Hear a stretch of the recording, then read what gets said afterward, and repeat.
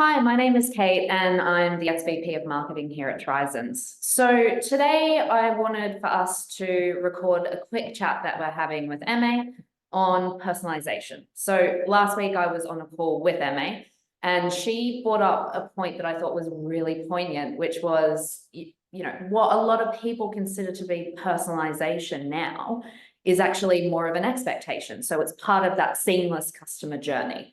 And so I thought it would be interesting to jump on and record some of Aimee's thoughts and point of view on this, because I completely agree, to be honest. So I guess firstly, Aimee, did you want to introduce yourself and what you do at Tryzens? Hey, I'm Aimee. I've been working at Tryzens now for 3 years or so. Prior to that, worked with some great brands, always retail side, so Body Shop and Summers, and always in sort of the realms of optimization, personalizing experiences, and actually, how I help clients here at Tryzens kind of boils down to the intrigue and the curiosity around their customers. So working with our customers and understanding more about their customers. Amazing. So look, your sort of summary last week when we were having a chat was, what is personalization versus expectation? So I was wondering if you could elaborate on that a little bit more, because it might be slightly controversial, but I guess what we're trying to do is say, well, look, to get to that next level of customer experience, this is what you should be aiming at. So did you want to talk through that personalization versus expectation a little bit? Yeah. So taking a step back, I guess, we obviously support clients deliver on optimizations, personalizations, but help them build, business cases essentially to prove that ROI. And I guess the point around competency boils down to for me in the execution and in using what you know about the customer in the context to deliver something relevant. So the relevancy is key here. But does that mean when you're competently delivering, say, product recommendations as your functional lever, is that personal to you? Is that what we're talking about here? Or are you looking for something, an experience that talks more to the human aspect? So I guess it's twofold for me. It's personalization in the truest form and definition of that word, right, is personal. So is that human to human, or is that, something competently delivered efficiently as part of an expected online journey through product recommendations, as an example? And that's really what I was sort of unpacking the personalization aspect, thinking about those different campaigns that we see other brands do, but also we work with our own clients on. And I suppose that, let's bring it back maybe to the definition as well. What is not personalization? Personalization isn't trying to deliver a bespoke experience to every individual customer, in every scenario. And it's not an excuse either to deliver the same message in every different digital marketing channel, right? Yeah. So I guess that comes down to, what is it? Is it, something done well with meaningful impact and it's something that makes you walk away and you feel that there's something meaningful in it, essentially. You used that example last week when we were talking about the coffee shop, right? Yeah. So I guess for everyone listening, my sort of initial thought was personalization is more about surprise and delight, right? You want to feel like it's seamless, but it's that extra mile. So when you walk into the coffee shop and they recognize you, they know your coffee order, they know your name, I would say, great, that's good personalization for me, right? They know my expected behavior, what I'm going to do, what I'm going to get. Whereas, the expected outcome for me would be I get the right coffee, right? Yeah. And it comes in the sleeve, like to stop me from burning my fingers and that sort of thing. So I guess on that point, have you seen, can you draw out some examples, I guess, what you've seen, which falls more into the bucket of personalization, but what you would consider to be in the bucket of expected behavior that just creates that seamless experience? Yeah. The sort of campaign that comes to mind, actually, and I know we've got a few examples in the pet care, and the example that comes to mind for me that stands out and that I've seen almost like as a ripple effect of other brands sort of replicating similar was the Bloom and Wild campaign, whereby they recognize that not everyone wants to receive campaigns around Mother's Day. It's not always a positive day for people. So they, you know, gave the option for people to opt out of that sort of campaign, you know, recognizing that actually might go against some of their business KPIs because you're essentially driving opt-outs. So there was sort of a meaningful approach with that campaign. So that stands out to me. And then, you know, with that segment that they've targeted and now understood that this segment of users don't want to be approached to talk up sort of Mother's Day, you know, a year on from that, they have then sort of deployed that segment and changed the homepage and the experience online to avoid any talk of Mother's Day in the navigation, in the slots. So if I was that, you know, if I fell into that segment, I feel that I've kind of my needs and wants are recognized, and I'm not seeing everything that everyone else is seeing, because there's sort of sensitivity in this, right? This approach. So that for me is an example where, and I've seen kind of in the pet, you know, few pet care brands as well. If you've lost, you know, one of your pets, again, they'll kind of try to get that information from you to better, you know, talk to you as a customer. And then that feels personal because it's taking into account my situation and my needs, you know. Yeah, go for it. So I guess we want to define it almost as something that feels authentically one-to-one. Authentic, yeah. Like you've got a relationship with them and they understand, right? Yeah. Rather than, I guess, the expectation that it's like, well, if I'm looking at blue skirts, I'm gonna get the matching cohort set top and like the shoes that the model is wearing in it. And maybe, you know, I've shopped for bags before with them, so they recommend accessories along with that. Yeah, yeah, exactly. So you know, then your other question earlier, I think, was around competency. So it's not to say that you can't. So the one-to-one example, you know, one-to-one, yes, but I suppose there's still a segment identified with very similar behavior or needs and wants. Then the competency piece, there is a level of expectation, I suppose, and if we use the product recommendations as an example, everyone looks to Amazon because they do that well, you know, but does that, you know, when you see product recommendations that call out just for you, sort of makes you question, really, is that just for me? Or are you just trying to, you know, get me to buy more stuff? Yeah.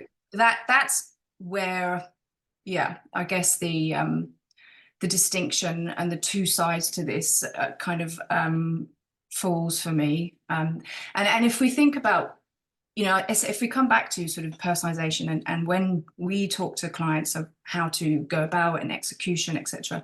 So there's kind of three key things, right? There's the who are we identifying, who do we want to speak to, what kind of impact, you know, we're looking at here, you know, based on what we know.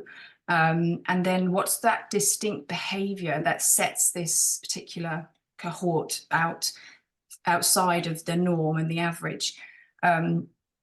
So I guess the thing that I was thinking about, you know, the other day is, so my son picks up a massive box of Lego and throws it on the floor, which is great because I know that I'm probably going to step on it. But minefield. Let's run with this analogy, right? So you know, you've got a ton of Lego on the floor, and say you were to organize it in some sort of triangle.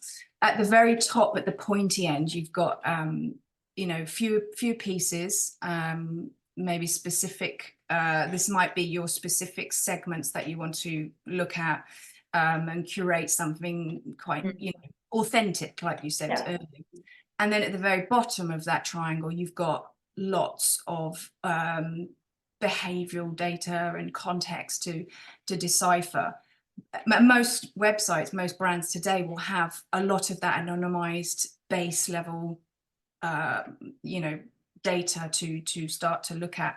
And that's, you know, that's and in between the two is a mixture of the two, right? Yeah. So when I guess on that point, sorry, I've gone a completely different direction in my brain on that, just thinking of this pyramid. So I suppose when you're sort of talking about personalization and one-to-one relationship, it's also about scale. So yes, it's not possible to do personalization, true personalization at scale, really. It's got to be something. It's a bit of a paradox, isn't it? Yeah. Yeah, there is a bit of a paradox, I suppose, when you say something's personal, but it's scaled.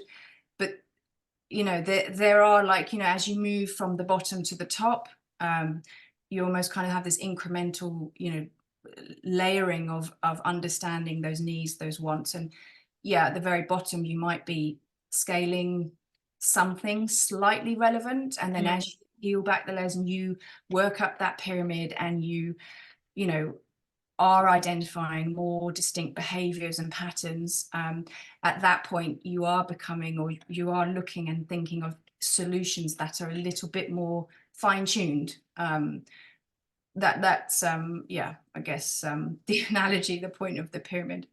Yeah, I guess so. Then how do you measure impact? Like I would say that, you know, if we're talking about, you know, the one-to-one personalization, the true surprise and delight, some of it may result in like an uptick. Like, is it, you have to look on a customer level to see if they start to spend more, or how do you measure it? How do you measure impact?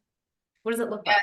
That's a good question. I suppose the starting point for me is there isn't really, like, there's no cookie cutter approach, because personalization is different to you and perhaps as a brand as it is to others.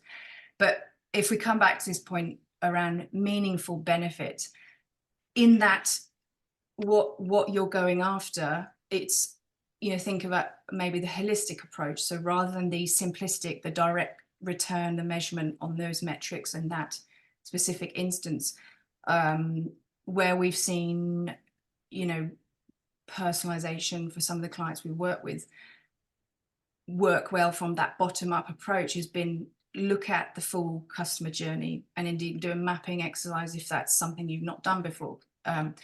Look at, you know, where in the typical customer journey do you see the friction points? You know, what are the customer needs there? What is the distinct behavior, again, that's different to the norm? Do they have some sort of expectation?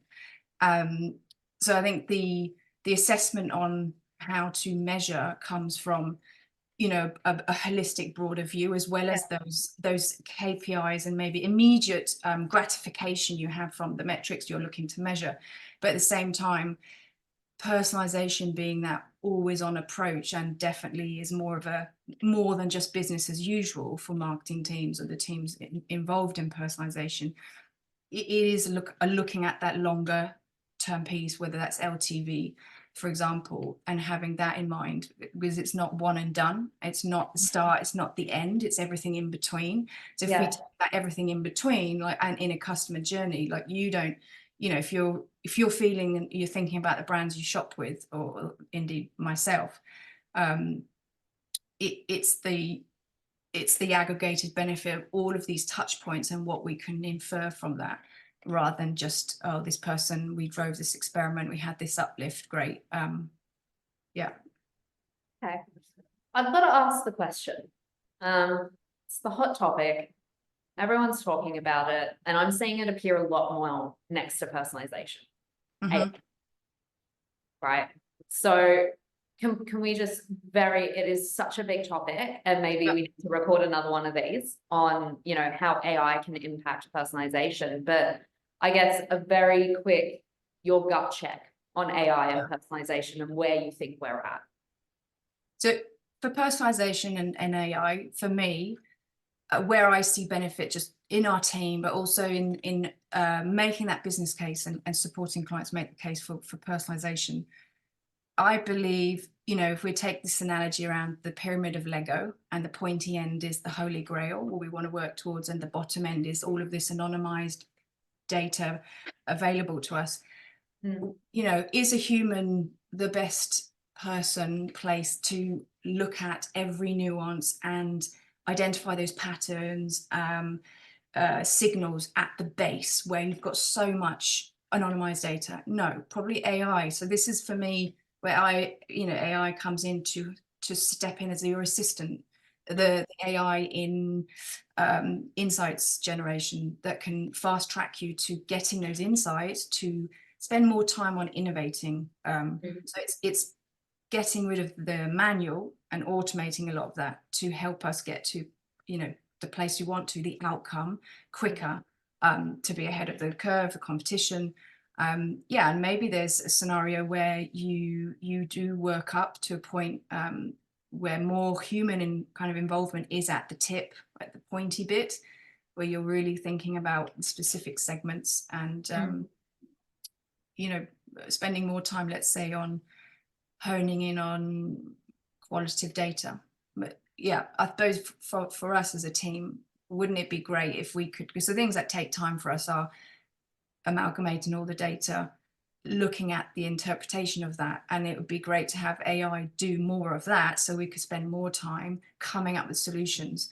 So 70–80% of my time is looking, you know, at the data, coming kind of up to the interpretations. And if you could combine all your survey data, qual data, quant data into one and have AI help drive out the insights, then, you know, we would be spending more time innovating and helping find those bespoke, interesting solutions that solve problems for clients. I think it's worth us doing a follow-up on that. And apologies, I'm going to get you on here again to do that. So look out for it. Well, thank you so much, Aimee. This has been really insightful. I guess for anyone watching or listening, please feel free to send in questions, or please feel free to reach out to Aimee or I to get further clarification, or, you know, ask questions for the next recording that we do. But otherwise, thank you, Aimee. Have a great day. And thanks, guys, for watching. We'll see you soon. All right. Bye. Bye.